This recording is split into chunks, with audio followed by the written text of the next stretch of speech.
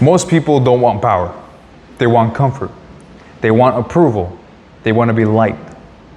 And that right there is why they'll never get it. Because the people who actually hold power move differently, and most importantly, decide differently. I'm gonna give you guys 10 traits you will find in almost every person in a position of power, from CEOs, politicians, and high-level operators. Let's go. Number 1 is obsession with control, okay? Powerful people don't just react to life, okay? They control outcomes, they control environments, and they also control direction. While most people hope something goes their way, a person in a position of power will make it go their way. They don't hope for it, they will make it go their way. And to be able to do that, they cannot be emotionally weak, which leads me to my second point. Emotional detachment. At the very top of success, emotions don't lead, decisions do. That means not folding under pressure, making hard calls, and cutting people off. If your emotions control you, someone else will control you as well. However, control and discipline mean nothing without a direction, okay? If you have control and discipline, but you're not going anywhere, it means nothing, which leads me to my third point. Extreme clarity of vision, your path. Where are you going? Powerful people are not confused. They know exactly what they want. And most importantly, they know exactly what they don't want. While others are out there chasing everything, trying everything, they know exactly what they want, okay? And once they know what they want, then comes the pressure, which leads me to my fourth point. High tolerance of stress and pressure. Most people break and fold under pressure. They can't stand it. The stress kills them. They fold under it. But you know what powerful people do? They operate in pressure and stress. Criticism, risk, uncertainty. You know what? That to them, that's the environment.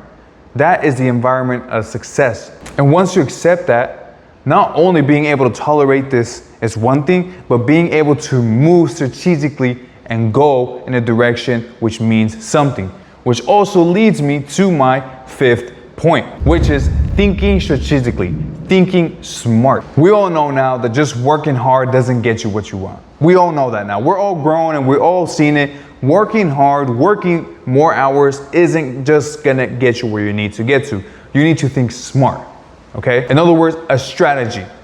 A strategy to get you there faster than just simply working hard. Powerful people work and think in a position of leverage, with timing and decision and using something as leverage. What can I do? What can I say? Or what do I have that I can use as leverage? So in the future, I can use and I can place it at the right time. But even if you place it at the right time, it doesn't mean anything if you cannot influence people. You can put all the right pieces in all the right time, but if it doesn't mean people see your vision, if it doesn't mean people follow you, it means absolutely nothing. Which leads me to my sixth point, communication and influence. Power is control over people, point blank, period. It doesn't matter what you say, at the end of the day, you're controlling the outcome. Control is key. Power is in the people. And if you can control the people, you are in a position of power. And a person who is in a position of power knows how to persuade and convey people. They know how to speak, they know how to persuade, they know how to control the room. Whether it's through charisma, logic, or simple presence of who they are. And if you can't influence people, you can't lead. That's simply the cold hard truth. If you cannot convey these people, persuade them to follow you, you cannot lead. You simply can't. However, there is one thing, which is where most people fall. They can have all the qualities that I just mentioned, except this one, which is the ability to be disliked, which is my seventh point. The ability, or more so, the willingness to be disliked. You cannot be in a position of power and be liked by absolutely everybody. Look at our president, okay? Look at a king, okay? Look at a governor. They're in a position of power, but they know and they're more than well aware that not everybody likes them.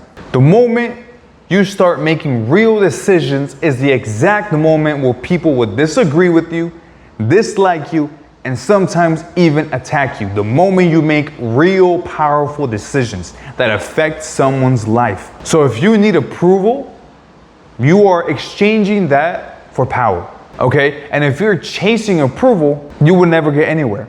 But if you aren't chasing approval, then what are you chasing? Which leads me to my 8th point. Powerful people have an opportunistic mindset. Powerful people don't wait for an opportunity. They're not gonna wait for someone to open the door. You know what they're gonna do? They're gonna go and find it. They're gonna go and get it. The door is locked, let me go get another door. Can't find another door, I'm gonna break this door down. I'm not gonna wait for someone to give me the key. And in that instance, they see an opportunity. While other people worry and hesitate in the chaos, they find the opportunity to solve. But even then, they don't do it alone. Which leads me to my 9th point. Network awareness. Power recognizes power. You've seen it time and time again when our president goes to a different country, they acknowledge that the person that they are meeting are in a position of equal or more power. They recognize it and they respect it, okay? They understand who opens doors, who matters, and who holds influence. And once they recognize that, they position themselves accordingly as well as with those people. Because the person in a position of power understands it's not about always doing it correctly. It's about being connected as well. And on top of all these points that I have just mentioned, a person in a position of power or a powerful person knows this one last thing that's very, very important, which is relentless self-interest. Let me say that one more time. Relentless self-interest. Powerful people prioritize their vision, their position, and most importantly, their legacy. They understand at the end of the day, with doing every single thing I just mentioned, they understand they're doing it for themselves. It is their interest, their own self-interest to become the best, to become the most outperforming person ever, to become the most powerful, the most successful, the best of the best. It's in their own interest. So here's the truth. Powerful people aren't better than you. They're just more disciplined, more decisive, and willing to do the things that 99% of people avoid. So the real question that I want you to ask yourself is not how can I become more powerful? It's which one of these traits am I still avoiding? So if you're serious about becoming a powerful person and leveling up your own life, not just watching content and getting into a mode of self-motivation, right? Actually applying it to real life, just subscribe.